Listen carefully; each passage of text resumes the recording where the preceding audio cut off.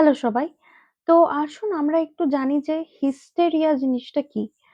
Hysteria জিনিসটা হচ্ছে যে ধরুন আপনার যদি চেনা জানা এরকম কেউ থাকে, হ্যাঁ? যে আ মানে সাংঘাতিক হঠাৎ করে তার আ প্রচন্ড মুড চেঞ্জ হয়ে যায় এবং সাংঘাতিক চিৎকার চেঁচামেচি করে, সাংঘাতিক ভয় পেয়ে যায়। কিছু একটা কাজ করছে এক্সট্রিম ফোকাস করতে পারে। আবার যখনই তার কাজটা শেষ হয়ে যায় তখন সে অদ্ভুতভাবে একদম চিৎকার চেঁচামেচি করে ওঠে। আবার মানে প্রচন্ড এক্সট্রিম রিঅ্যাক্ট করে। তো এটাকে একটু হিস্টেরিয়া বলে এবং এটা পিওরলি সাইকোলজিক্যাল ডিসঅর্ডার এবং এই হিস্টেরিয়ার থেকে কিন্তু হিস্টেরিয়া চেপে রাখলে কি হয়? আস্তে সেখানে স্কিজোফ্রেনিয়ার দিকে চলে যায়। সাইকোসিস এর দিকে যেখানে মানুষে কিন্তু ওইগুলো দেখতে পায় যেগুলো হচ্ছে না। যেগুলোর রিয়ালিটির সাথে কোনো ভিত্তি নেই।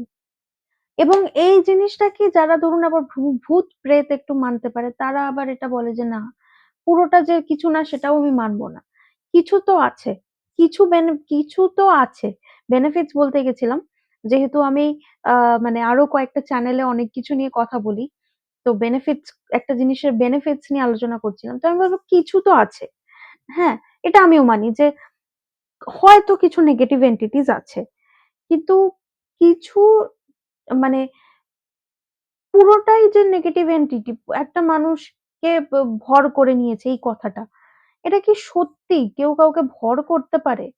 আমার মনে হয় না। আমার মনে হয় না যে কোনো মানুষ অন্য কোনো মানুষকে এতটা ইনফ্লুয়েন্স করতে পারে যে তার লাইফটাকে আমি চেঞ্জ করে দেব। এটা আমাদের উইল পাওয়ার এর উপর ডিপেন্ড করে অনেক কিছু। তো দ্যাটস ইট। আ তো আপনাকে যদি কেউ এরকম কিছু বলে কখনো যে, "ও বাবা! ও না একটু পাগল।"